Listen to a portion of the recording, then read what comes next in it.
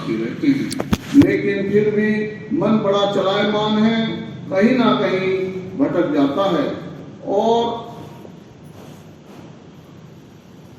मन के अंदर काम, क्रोध, लोभ, मोह, अहंकार, आशा, तृष्णा, दुनिया भर का जंजाल भरा रहता है। कहीं ना कहीं सही रास्ते से भटककर गलत रास्ते पर पहुंच जाता है। समय समय पर सत्संगी भाई व बहनों को सत्संग सुनना चाहिए।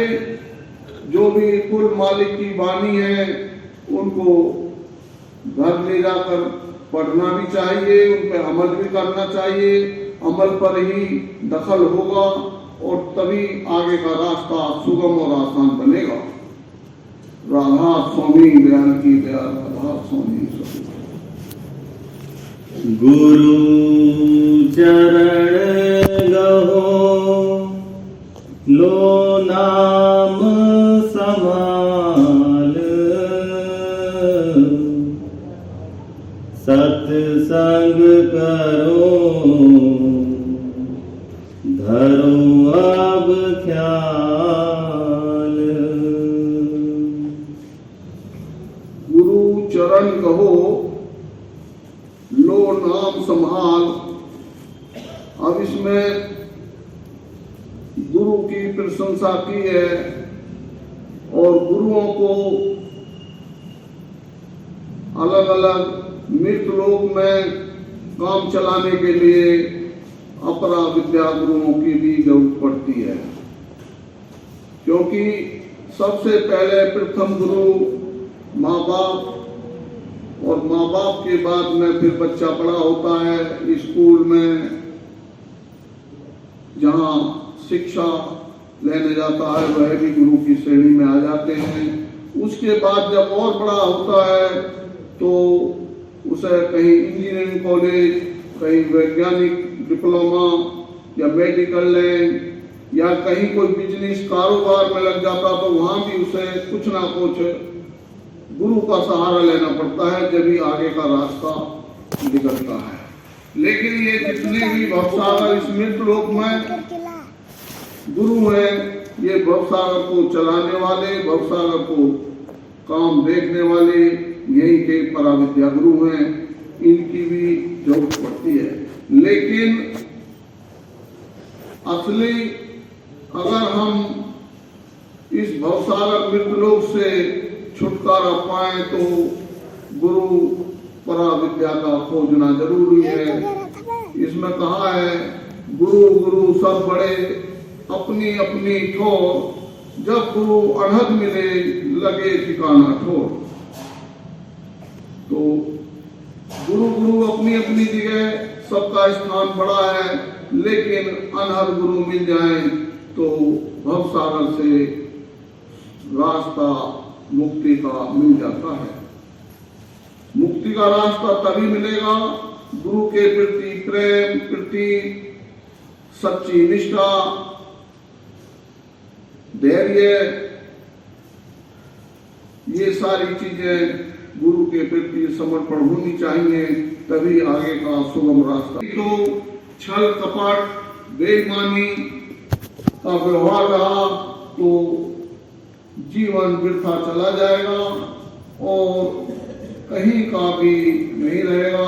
84 लाख योनियों में जहां से आदमी 84 लाख योनि काट के आया है, वहीं उसकी आत्मा चली जाएगी।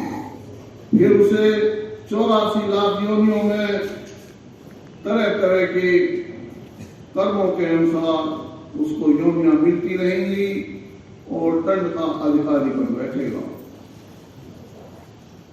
जिस तरह से हमारे राम कृष्ण, हमारे अवतार पैगंबर इस मृत लोक में आए, अपनी अपनी लीलाएं दिखाकर अपने अपने लोकों में समा गए,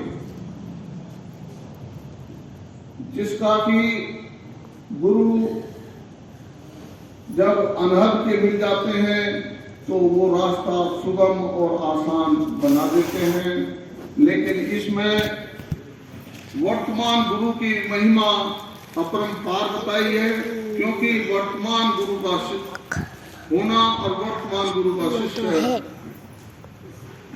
होना बहुत जरूरी है।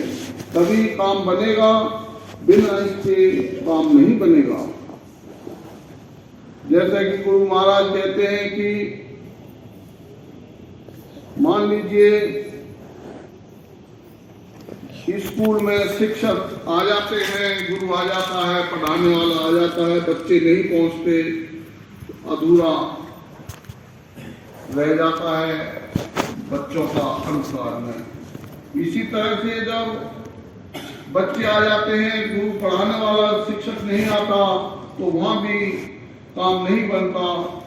इसलिए वक्त का गुरु, वक्त का शिक्षक की हमेशा बड़ाई और उपासना उसको रखनी चाहिए, क्योंकि समय समय पर देखने में ऐसा आ रहा है कि हम समाज जो रूढ़िवादी परंपराओं में दिन प्रतिदिन बह रहे हैं और अपने सिद्धांतवाद से हट रहे हैं। जो विज्ञान की कसौटी पे प्रामाणिकता के साथ कोई बात खरी उतरती हो उसे मान लेना चाहिए, उसमें विवाद नहीं होना चाहिए। क्योंकि कुछ चीजें ऐसी हैं कि लकीर के फकीर हो जाते हैं, मानने के लिए तैयार नहीं होते और दुनिया भर का अहंकार की पोटली अपने सिर पर बांध लेते हैं, जिससे न तो सद्गुरु मिल पाते हैं और जीवन नरकगामी अपना खुद स्वयं बना लेते हैं। राधा स्वामी दयाल की दया, राधा स्वामी सद्गुरु। काम क्रोध संग मन पमाल, धर्म भुलाना कर मन नाल। काम क्रोध संग मन परमाल, भरम भुलाना कर मन नाल। हम अपने काम क्रोध के साथ मन को विचलित करके भरम जाते हैं, फिर उसके बाद कर्मों की बहुत लंबी लिस्ट बना लेते हैं। जैसे कर्मों को हमारे ऋषि मुनियों ने 3 भागों में बांटा है। कर्म ना कर्म 5 ज्ञान इंद्रियां, 5 कर्म इंद्रियां द्वारा किए जाते हैं। और उसके बाद जो ज्ञान इंद्रियों से कर्म किए जाते हैं, जिसमें ज्ञान का वर्धक शरीर में, इस पिंड रूपी शरीर के अंदर ज्ञान प्राप्त होता हो। जिस तरह से 2 आंख के सुराग, आंख है, 2 नाक के हैं, मुख, जिह्वा है, कान है और 5 कर्म इंद्रियां हैं, जिससे कि कर्म हम करते हैं। उसके बाद मनसा कर्म, जो मन ही मन में किसी के प्रति अच्छा बुरा सोचते हैं, वो भी कर्म की श्रेणी में आ जाता है। वाचा कर्म, जो इस जिह्वा से हम किसी को गाली गलौच भी करते हैं, कुछ काटते भी हैं, ग्रंथ पोथी भी पढ़ते हैं या सत्संग प्रवचन भी सुनते हैं, सुनाते हैं, तो ये तीनों कर्म संचित हो जाते हैं। इन संचित कर्मों का विस्तार पूर्वक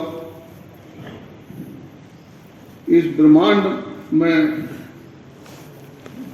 जो मृतलोक में आए हैं, मृतलोक से यमराज की अदालत में जब जाएगा तो इन कर्मों को लेकर ही प्रत्येक जीव जाता है। बिना भक्ति मार्ग के, सुरत शब्द के अपना जीवन निराधार हो बैठता है। जिस तरह से कहा है, मृत लोक में अनेक जीवों के गले में पड़ा है फंदा, परम संत परम ज्ञानी सब जीवों का काटे फंदा। कोई कोई सतगुरु दयाल परम पुरुष पूरन धनी आते हैं और इस मृत लोक में जो जीवों के गले में फंदा पड़ा है अपना अपना उपदेश देकर मनुष्य के लिए सार बातों का निचोड़ देकर भक्ति मार्ग, 5 नाम, 5 पहचान, अच्छे बुरे की पहचान बताकर और जीवन को बहुत से जीवात्माएं अपने आप को सुधार देते हैं, लेकिन कुछ भटककर बंधनों में चले जाते हैं। उसके बाद संत महात्माओं में सबसे आगे बैठा मामा के पास।